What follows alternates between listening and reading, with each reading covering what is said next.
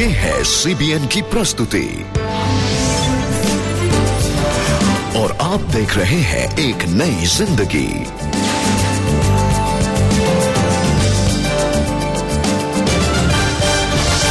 आज एक नई जिंदगी में क्या अनीता को स्वीकार्यता मिलेगी और CBN की मदद से अब शेख निजाम अपना छोटा सा कारोबार संभाल सकते हैं। असतो मा सद्गमय तमसो मा ज्योतिर्गमय मृत्योर्मा अमृतंगमय। जयति जयति मम भारत जयति अंधकार जयति जयति मम भारत जयते। हेलो फ्रेंड्स, मैं हूं प्रशांत, आपका होस्ट। गुड मॉर्निंग दोस्तों, मैं हूं नीतू और हम दोनों आपका स्वागत करते हैं एक नई जिंदगी में।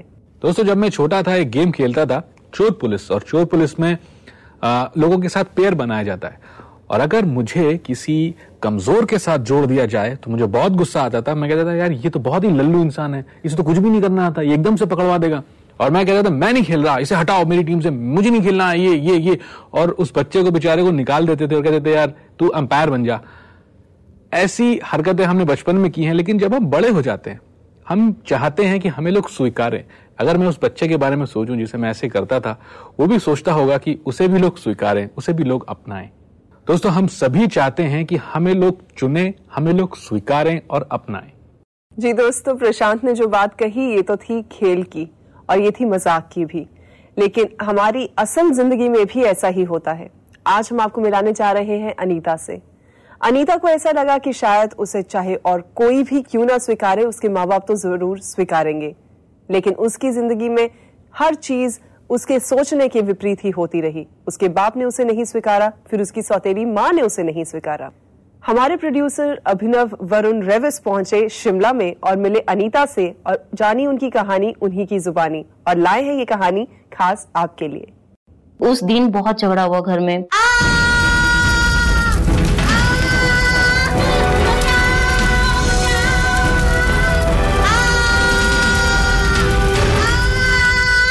उस समय मुझे रोना बिल्कुल भी नहीं आया। मैंने कहा कि क्या किया इन्होंने, अभी तो प्यार कर रही थी और अचानक से कैसे कर लिया। ये बात किसी आत्महत्या की नहीं थी, ये बात थी एक रिश्ते की, एक बाप बेटी के रिश्ते की। जिस समय मेरा जन्म हुआ था उस समय दीपावली का समय था। उस रात अनीता के पिता अपनी पत्नी को अकेला छोड़कर बाहर जुआ खेलने गए थे। फिर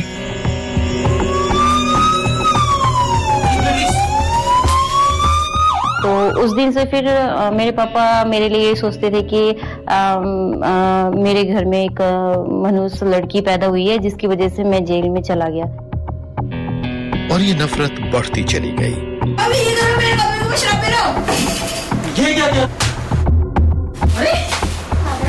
मेरे को जब पापा दूर करते थे तो फिर मेरी मम्मी मेरे को मतलब दिलासा देती थी और प्यार करती थी, बोलती थी कि नहीं कोई बात नहीं, पापा नहीं करते तो मैं तो तेरे से करती हूँ प्यार। अनीता की माँ उनसे बहुत प्यार करती थी, मगर अनीता को कोई अंदाजा नहीं था कि आगे क्या होने वाला था। जब भी पापा घर में आते थे मैं घर में नहीं होती थी, तो फिर उसी बस पता होता है कि अनीता घर से बाहर है, तो बस पापा अपनी बेल्ट उतारते थे और बस बरसाना शुरू कर देते थे। जब भी पापा मारते थे तो मम्मी बचाती थी। मम्मी बोलती थी कि ऐसा मत करो, लड़कियां हैं, लड़कियों को ऐसे मारना नहीं चाहिए, हमारे तो लक्ष्मी होती है लड़कियां। तो पापा कहते थे ये काय के लिए लक्ष्मी है, ये तो मेरे घर में मनुष्य है।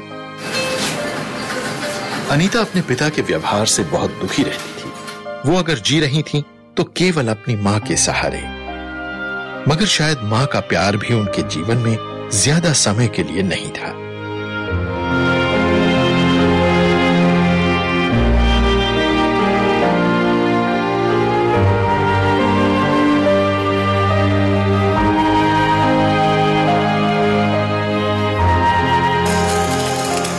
उस दिन भी दीपावली का दिन था, तो पापा लॉटरी खेल के हम लोग बहुत खुश थे, पूजा वूजा मतलब। तो पापा जब आए तो आने के बाद पापा ढेर सारी गिफ्ट वगैरह, मिठाई, कपड़े वगैरह सारा लेकर आए थे।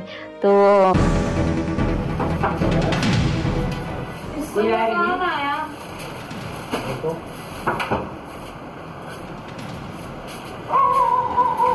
कि जुए खेल कर यहाँ गिफ्ट बांटे जा रहे हैं। दे देंगे भाई आपके पैसे। 2 दिन की मोहलत देता हूँ, 2 दिन की। फिर मेरी मम्मी को झटका लगा कि अरे इन्होंने मेरे साथ झूठ बोला। तो फिर उस दिन बहुत झगड़ा हुआ घर में। तो फिर पापा ने कुछ नहीं किया, पापा ने सीधे अपना जो बैग सामान उठाया, फिर पापा चले गए वहां से। तो उस दिन मम्मी ने भी हमको बहुत प्यार और किया।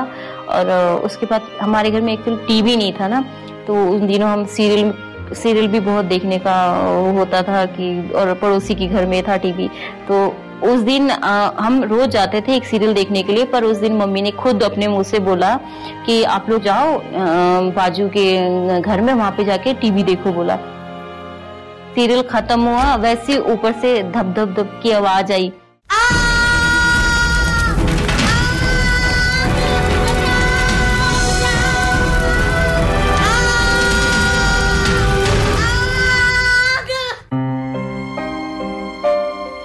मां की मौत ने अनीता के जीवन में ऐसा प्रभाव डाला कि उन्होंने पढ़ाई छोड़ दी। और इस दर्द में एक और चीज थी जिसने अनीता को तोड़ दिया। वो थी सौतेली मां।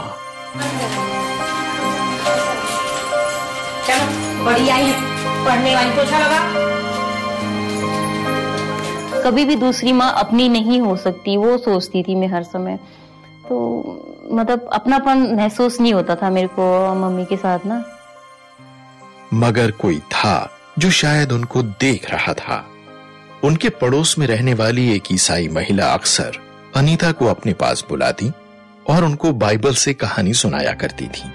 और कुछ दिन बाद उस महिला ने अनीता के माता पिता से कहा, और घर में भी कई प्रॉब्लम्स है, तो आप ऐसा कीजिए अनीता को हमारे साथ ही छोड़ दीजिए। तो मेरे पापा मम्मी ने तुरंत ही बोला कि ठीक है। मेरे को प्यार चाहिए था, तो उनका प्यार पाने के लिए मैं उनके घर चली गई। मैं मगर वो उनका प्यार नहीं था, ये यीशु मसीह का प्यार था जो अनीता को अपनी तरफ खींच रहा था। जब वहां पे मैं प्रार्थना करती थी अकेले बैठ के, तो मेरे मन में आवाज आता था कि मत डर, मैं तेरे साथ हूँ। तो ये और यिर्मयाह का जो वचन मुझे मिला, तो मैंने फटाफट से वचन खोल के पढ़ा। तो उस समय मेरे को इतना लगा कि नहीं, मुझे है कोई प्यार करता है ना। तो उस समय फिर मैंने प्रभु के बारे में सोचना स्टार्ट किया। मैंने कहा कि उसने मतलब कलवरी क्रूस में अपना जान देकर मेरे को मेरे पाप के लिए, मेरे लिए उसने अपनी कुर्बानी दी, लहू बहाया। तो ये सब सोचा मैंने, और जो वचन दिया उस वचन को मैंने पढ़ा, तो एक खुशी महसूस हुई। उस समय लगा कि नहीं, मुझे संसार का प्रेम से ज्यादा कोई है जो मुझे प्यार करता है इस संसार में।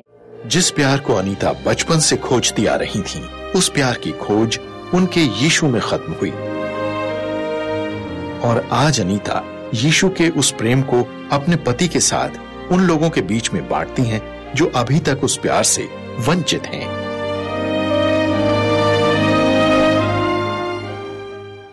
दोस्तों, अनीता की कहानी को देखकर एक चीज जो स्पष्ट तरीके से मेरे सामने आई वो ये थी कि परमेश्वर का जो चरित्र है वो है प्यार करने वाला पिता। जैसे कि हमें बाइबल भी बताती है कि परमेश्वर का वचन ये कहता है कि दूध पिलाने वाली माता तो हमें छोड़ सकती है, लेकिन वो परमेश्वर पिता हमें कभी ना तो छोड़ेगा और ना ही कभी त्यागेगा। अनीता अपने जीवन में बहुत सारे उतार चढ़ावों से होकर गुजरी। एक समय ऐसे आया जब उसे लगा कि उसका कोई भी नहीं है, लेकिन परमेश्वर ने अपने आप को उसके ऊपर प्रकट किया और परमेश्वर ने उसे ये जताया कि वो इस संसार में अकेली नहीं है और परमेश्वर की योजना के तहत ही परमेश्वर ने उसे जीवित रखा है। जी बिल्कुल नीतू। दोस्तों, जरा सोचिए, किसी को आपकी जगह पीटा जाए, शहर से बाहर ले जाया जाए और उसके बाद 3 कीले ठोक के क्रूस पे टांग के मार दिया जाए। किसी को कोई किसी नहीं है, वो किसी को है यीशु मसीह, जिसने आपकी जगह उस रिजेक्शन को सहा है। इसीलिए अगर आप रिजेक्टेड हैं तो वो आपको ऊपर उठा सकता है, आपको प्यार कर सकता है। आपसे मेरे लिए ही प्यार करने के लिए उसने ठुकराए जाने को रिसीव किया है। आज इस समय है, अगर आप रिजेक्टेड हैं अपने जीवन में, इस प्रभु को रिसीव करिए। मेरे पीछे इस प्रार्थना को करिए। प्रभु यीशु मसीह, मैं विश्वास करता हूं आप परमेश्वर के पुत्र हो और आपने मेरे लिए उस रिजेक्शन को क्रूस पे सहा है। प्रभु, मुझे भी दुनिया वालों ने रिजेक्ट कर दिया है। प्रभु, मैं चाहता हूं कि आप मेरे जीवन में आ जाओ। प्रभु, मुझे वो प्यार सिर्फ आप दे सकते हो। प्रभु, आप मुझे वो प्यार दो जो अनीता को आपने दिया। प्रभु, जिंदगी भर आप ही के पीछे चलूंगा। आमेन। आमेन। दोस्तों, अगर आज आप ये सोच रहे हैं कि आप सबसे भिन्न हैं, आप सबसे डिफरेंट हैं, इसलिए शायद लोग आपको रिजेक्ट करते हैं, आपको स्वीकार नहीं करते, तो हम आपको प्रेरणा देने के लिए, एनकरेज करने के लिए आशीष रायचूर की ये किताब लाए हैं, हम भिन्न हैं। अपनी कॉपी हमसे मंगवाइए जल्द ही, क्योंकि ये आपके लिए फ्री ऑफ कॉस्ट है। दोस्तों, अगर अनीता की कहानी से आप प्रेरित हुए हैं तो हमसे संपर्क करिए, हमारे प्रार्थना भवन में फोन करके या में SMS करके। अगर आपके पास अनीता के जैसे कोई अनुभव है तो अपने अनुभव को हमारे साथ बांटिए, हमारी वेबसाइट cbnindia.tv पे लॉग ऑन करके या हमारे प्रार्थना भवन में फोन करके।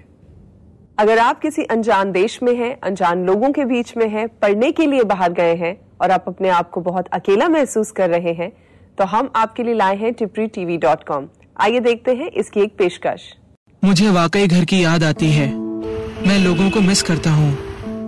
मुझे माँ के हाथ का खाना याद आता है। मैं अपने दोस्तों को मिस करता हूँ। मैं तो इंडियन टीवी को भी मिस करता हूँ। tippritv.com पर आप देख सकते हैं साफ सुथरे और अच्छे टेलीविजन कार्यक्रम तेलुगु, तमिल, हिंदी और अंग्रेजी में। बातचीत कीजिए एकदम सुरक्षित माहौल में किसी लाइफ मेंटोर के साथ और जुड़िए अपनी ही जैसी सोच वाले भारतीयों के साथ। तो आइए tippritv.com पर। दोस्तों, कार्यक्रम पे समय है एक ब्रेक का। आप कहीं मत जाइएगा, हम बहुत जल्द लौट के आएंगे इस ब्रेक के बाद। ब्रेक के बाद देखेंगे कैसे CBN ने शेख निजाम आमिर साहब की पानी की मुसीबत हल की।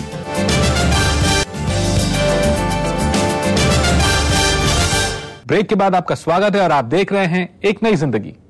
प्रशांत, मैं अगर आपसे पूछूं कि जैसे हम शूट कर रहे हैं तो इसमें मैं 4 बार की ब्रेक लूंगी तो आपको कैसा महसूस होगा? 4 बार ब्रेक लेंगी आप? पहली चीज तो 4 बार ब्रेक लेके आप ये काम कर नहीं पाएंगी, और अगर आप 4 बार ब्रेक लेंगी तो ये काम बिल्कुल भी नहीं हो पाएगा, इसलिए बिल्कुल भी ब्रेक मत लीजिएगा। दोस्तों, आप सोच रहे होंगे कि प्रशांत और मुझे क्या हुआ है, हम क्यों ये बात कर रहे हैं, लेकिन ये वास्तविकता है। आज हम आपको मिलाने जा रहे हैं शेख निजाम आमिर साहिब से। ये महाराष्ट्र के एक छोटे से गांव में रहने वाले गरीब से इंसान हैं और ये पानी की दिक्कत और किल्लत की वजह से 4 बार ब्रेक लेते हैं ताकि जाके पानी घर के कामकाज के लिए पानी ला सकें और अपनी जरूरतें उससे पूरी कर सकें। लेकिन CBN की टीम उनकी मदद के लिए आगे आई। आप देखना चाहते हैं कैसे? हमारे प्रोड्यूसर डैनियल लाए हैं आपके लिए ये कहानी। महाराष्ट्र के उदगीर में रहने वाले शेख निजाम आमिर साहब रोजी रोटी के लिए एक छोटी सी दुकान चलाते हैं। इस दुकान की कमाई से निजाम अपनी पत्नी, बेटे और बीमार माँ का खर्च उठाते हैं। पर निजाम क्योंकि समय पर अपनी दुकान खोल नहीं पाते थे, इसलिए जितना उन्हें कमाना चाहिए उतना कमा नहीं पाते थे। यहाँ पानी की एक गंभीर समस्या है। हमें खुले कुएं से पानी लाने के लिए रेलवे लाइन पार करके 2 किलोमीटर का फासला तय करना पड़ता था। हम वहाँ रोजाना 4 चक्कर काटते थे और अगर रेल आ जाती तो हमें इंतजार करना पड़ता था। मेरी पत्नी क्योंकि मेरी बीमार माँ की देखरेख करती है, इसलिए मुझे दुकान बंद करके पानी लाने जाना पड़ता था। 4 चक्कर लगाते लगाते दोपहर हो जाती थी और तब जाकर मैं अपना कारोबार कर पाता था।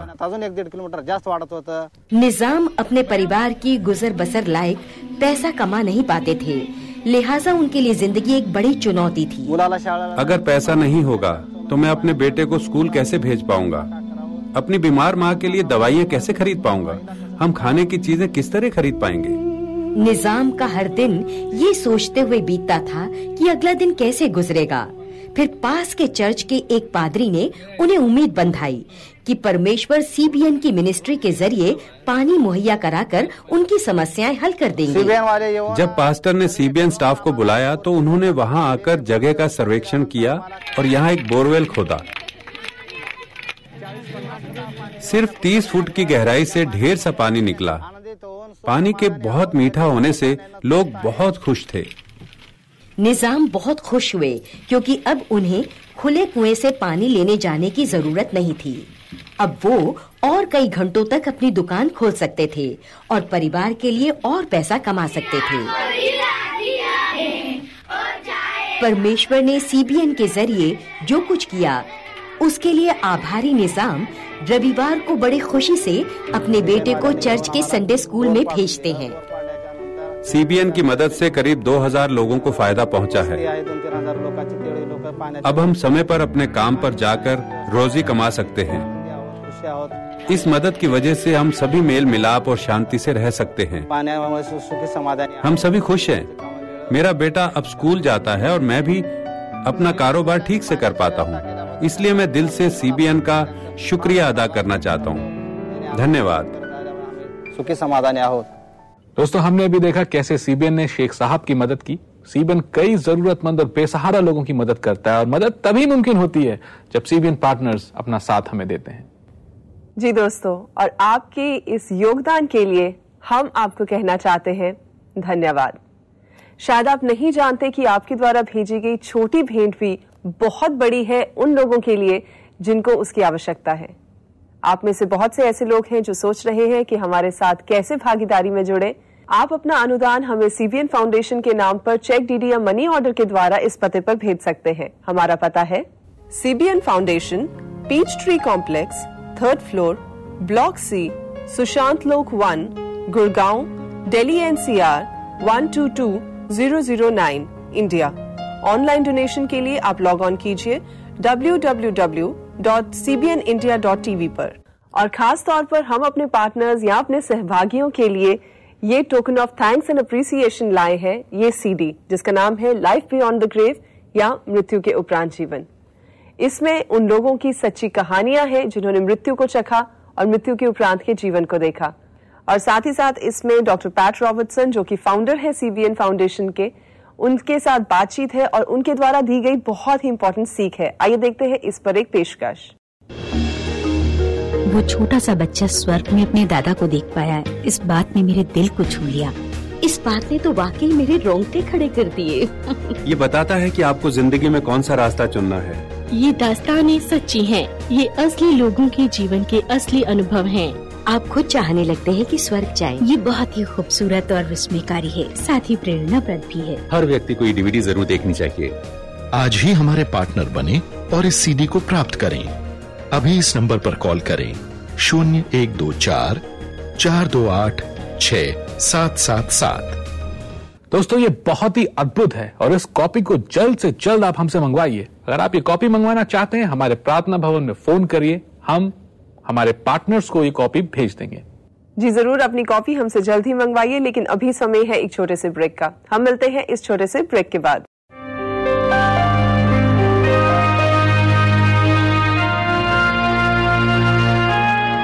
कभी किसी झुंड से बाहर कर दिए जाना, कभी किसी का प्यार हासिल न कर पाना, तो कभी अपने आप को किसी के लायक न समझना। अगर आप अस्वीकार और तिरस्कार की इन भावनाओं से जूझ रहे हैं तो आज ही हमें कॉल करें 0124 428 6777 पर या SMS करें 9910 401 010 पर। हमारे सलाहकार आपके लिए दुआ करेंगे और ऐसे परमेश्वर से मिलवाएंगे जो आपको आप जैसे हैं वैसे ही स्वीकार करता है। आपके भेजे मैसेजेस पढ़ेंगे और प्रार्थना करेंगे ब्रेक के बाद। ब्रेक के बाद आपका स्वागत है और आप देख रहे हैं एक नई जिंदगी। दोस्तों, ये समय है जिसमें हम आपकी प्रार्थना निवेदन को पढ़ते हैं और हम जान पाते हैं कि परमेश्वर आपके जीवनों में कैसे कैसे कार्य कर रहे हैं।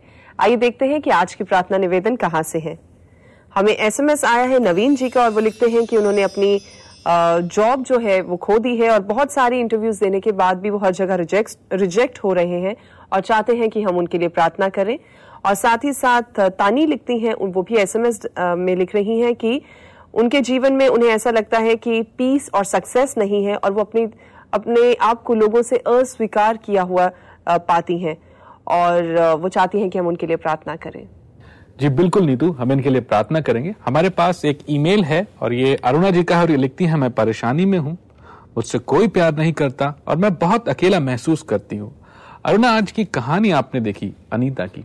अनीता भी परेशानी में थी, अकेली थी, उनसे कोई प्यार नहीं करता था, लेकिन फिर भी अनीता से प्यार उसने किया जिसने संसार के इस रिजेक्शन को सहा ताकि वो आपको इस रिजेक्शन से छुड़ा ले। वही परमेश्वर आपका भी है, आप विश्वास करिए। हम आपके लिए प्रार्थना करेंगे। जी, हम आप सबके लिए प्रार्थनाएं करेंगे और साथ ही साथ हम आपको बताना चाहते हैं कि जो नाम आपके टेलीविजन स्क्रीन पर स्क्रॉल हो रहे हैं उनके लिए भी लगातार प्रार्थनाएं की जा रही हैं। बहरहाल आइए प्रार्थना करें। हे परमेश्वर पिता, इस समय खुदाबंद हम एक मन होकर आपके सन्मुख आते हैं और प्रभु जी हम प्रार्थना करते हैं नवीन के लिए, तानी के लिए और तमाम उन दर्शकों के लिए प्रभु जो इस समय किसी भी तरह की रिजेक्शन से होकर गुजर रहे हैं। प्रभु, आपने ये रिजेक्शन हमारे लिए सही, खुदावंद यीशु मसीह प्रभु, आपने देखा कि कैसे लोग रिजेक्ट करते हैं और उसके होने से प्रभु क्या फीलिंग्स होती हैं। खुदावंदा प्रभु, हम इस समय उस सारी रिजेक्शन को, हम इस समय उस सारी नकारात्मक शब्दों को, हर नेगेटिविटी को खुदावंदा हमारे जो दर्शक इस कार्यक्रम को देख रहे हैं उनके जीवन से दूर होने का हुक्म देते हैं आप ही के नाम से। प्रभु, हम आपका धन्यवाद करते हैं कि आपने हमें पीस, हमें शालोम, हमें शांति देने के लिए खुदावंदा ये सारी रिजेक्शन अपने ऊपर उठा ली। इस समय प्रभु हम इन लोगों को कहते हैं कि वो शांति को महसूस करें और प्रभु वो शांति पा लें जो आपने उनके लिए रख छोड़ी है। धन्यवाद करते हैं खुदावंद यीशु मसीह के नाम से मांगते हैं। परमेश्वर, हम प्रार्थना करते हैं अरुणा के लिए प्रभु, जो अकेली हैं, परेशान हैं, जिन्हें कोई प्यार नहीं करता। प्रभु, इनके दिल को आप अपने प्यार से भरें, इनके चारों तरफ का वातावरण बदलें, लोगों को प्रभु, लोगों के दिल में इनके प्रति प्यार भरें परमेश्वर, और आप इन्हें अगुवाई करें प्रभु, अपने आप को इन पे प्रकट करें। सारी आदर महिमा आपको देते हैं, यीशु मसीह के नाम से मांगते हैं, आमेन आमेन। दोस्तों, जब हम प्रार्थना करते हैं तो हमें एक्सप्रेसिव प्रार्थना करनी चाहिए, क्योंकि हम तो परमेश्वर से बात कर रहे हैं। अगर मैं नीतू से बात करूं, बिना भाव के सपाट बात करूं, तो नीतू को समझ में नहीं आएगा। इसीलिए जब भी हम प्रार्थना करते हैं तो हमें हमारा खुशी या रोना या गुस्सा या फ्रस्ट्रेशन जो भी है वो एक्सप्रेस करना चाहिए परमेश्वर से। ये तो हुई बात कि हम परमेश्वर से बात करते हैं, लेकिन क्या आप जानते हैं कि परमेश्वर भी हमसे बात करते हैं, और वो है अपने जीवित वचन के द्वारा। आज का ये वचन आपके लिए है जिससे आप आशीष पाएंगे।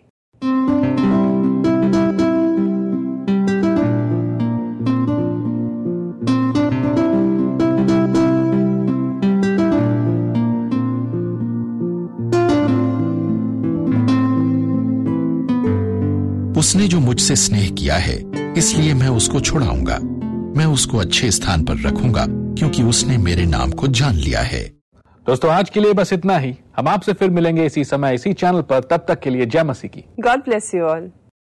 अंधकार हर ले, ज्योतिर्मय कर दे, प्रेम गीत में क्षमा की लय पर एकता का स्वर दे। जयते जयते जयते जयते मम भारत, जयते जयते जयते जयते जयते मम भारत, जयते।